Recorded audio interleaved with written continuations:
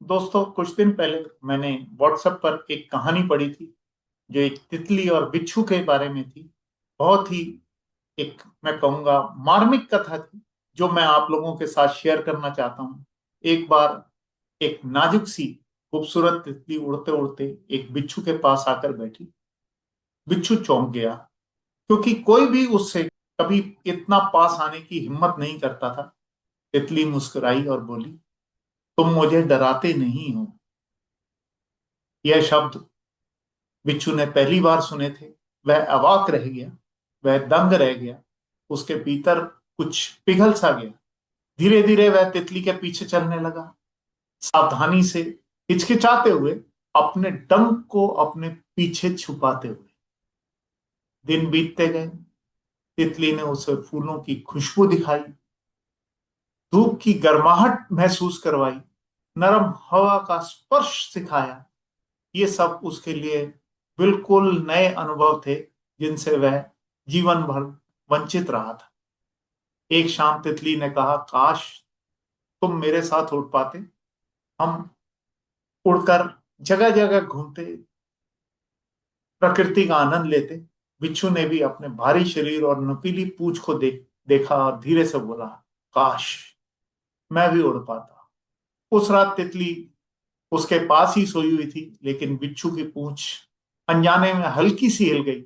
एक पुरानी आदत, एक जन्मजात प्रकृति जिस पर उसका कोई नियंत्रण नहीं था। तितली दर्द से जागी, वह दर्द से कराहने लगी। उसके पंख घायल थे। उसने टूटी आंखों से बिच्छू की तरफ देखा और कहा, तुमने वादा किया था कि मुझे चोट नहीं पहुंचाओगे। बिच्छू भी रो पड़ा, बोला, मैंने जानबूझकर नहीं किया, सच में मैंने जानबूझकर नहीं किया। तितली ने धीरे से कहा, मुझे पता है। और कांपते पंखों के साथ वह उड़ गई, इसलिए नहीं कि वह जाना चाहती थी, बल्कि इसलिए कि रुकना अब उसके लिए दर्द था।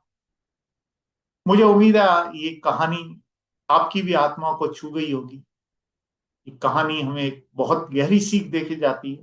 पहली तो ये कि हर व्यक्ति जो आपको चोट पहुंचाता है वो हमेशा बुरा नहीं होता। पर कुछ लोग अपनी प्रकृति, अपनी पुरानी आदतों या अपने भीतर के घावों से लड़ रहे होते हैं, जिन्हें आप कभी देख ही नहीं पाते। आप उनका दर्द महसूस कर सकते हैं, उनका दर्द समझ सकते हैं, उनके संघर्ष से सहानुभूति भी रख सकते हैं। लेकिन जहां किसी की प्रकृति बार बार आपके पंख तोड़ दे, वहां प्रेम टिक नहीं सकता। किसी के लिए करुणा रखना बहुत सुंदर बात है, पर अपने लिए मरहम बनाना उससे भी ज्यादा जरूरी होता है। कभी कभी दूर जाना प्यार की कमी नहीं, बल्कि अपने आत्मसम्मान और शांति की रक्षा होती है। साथ ही यह भी सिखाती है कि सीमा बनाना स्वार्थ नहीं, स्वयं से प्रेम का सबसे सच्चा स्वरूप।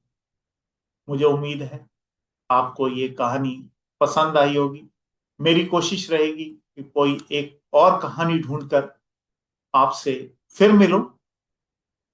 तब तक आप अपनी सेहत का ध्यान रखिए, अपने परिवार का ध्यान रखिए। धन्यवाद। जय हिंद।